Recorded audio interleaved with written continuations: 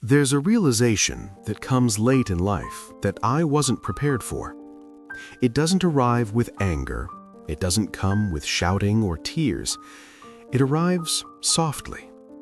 You realize that the people you love remember you differently than you remember them.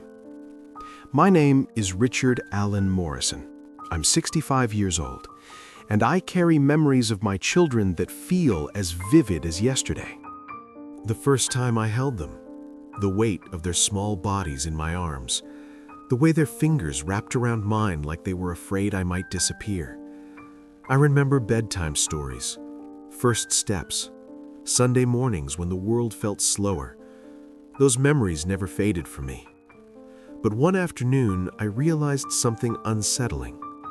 They didn't carry those memories the same way, not because they didn't care, not because they were ungrateful, but because memory doesn't grow in moments you miss. I noticed it in the smallest ways. Conversations that stayed polite, updates instead of confessions, stories told without detail. They spoke to me the way you speak to someone you respect, not someone you lean on. I told myself this was normal, that this was just what happens when children grow up. But deep down, I knew better. I remembered sitting at the dinner table when they were young, telling myself I'd make it up to them later, that once work slowed down, I'd be fully present. Later felt infinite back then. But childhood isn't patient. It doesn't wait for promotions or financial stability. It doesn't understand sacrifice. It only understands presence. I was there, just not the way they needed. I remember coming home late, kissing their heads while they slept, convincing myself that counted. I remember weekends spent catching up on work while they played nearby, learning not to interrupt. They learned quickly. And children are incredibly adaptable. They don't complain when you're missing. They adjust. They fill the space themselves. That's the part that hurts the most. I didn't lose my children. They grew around my absence. I still remember who they were when they needed me for everything, but they remember me as someone who was busy, tired, distracted, reliable but distant. I see it now in their eyes. The love is there, the warmth is there, but the closeness, that lives somewhere else. They call when they need advice, not when they need comfort. They share accomplishments, not fears, and I don't blame them. I trained them to expect less of me emotionally. I taught them that my attention came with conditions. And the truth I struggle with is this: they remember the version of me I showed them, not the version I believed I was. I remember being a father. They remember growing up. Those are not the same memory. And once you realize that, you start to understand how quietly time makes its decisions. There's a moment when you finally understand that distance doesn't happen overnight. It grows the way rust does, quietly, while you're focused somewhere else.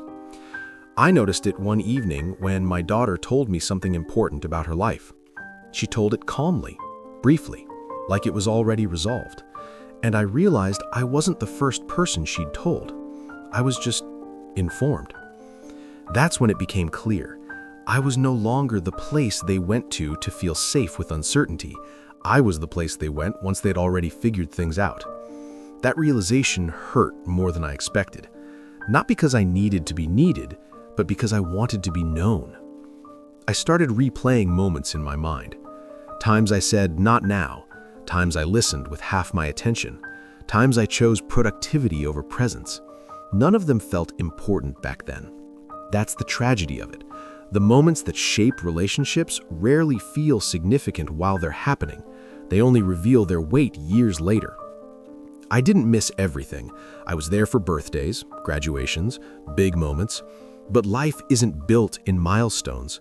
It's built in ordinary days, in the quiet car rides, the unplanned conversations, the moments when nothing important is supposed to happen except connection.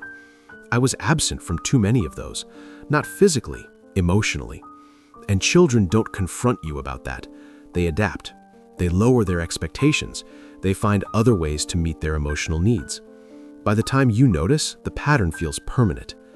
There's a grief that comes with this realization that's hard to explain. It's not grief for something that's gone, it's grief for something that never fully formed. I still love my children deeply. They still love me, but love alone doesn't create closeness. Closeness requires time, attention, and shared emotional space, and that space can't be rushed.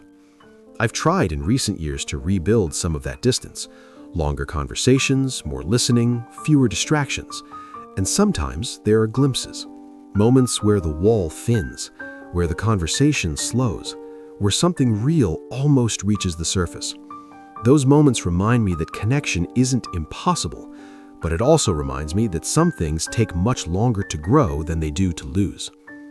If you're listening to this and your children are still young, or even just still living under your roof, understand this.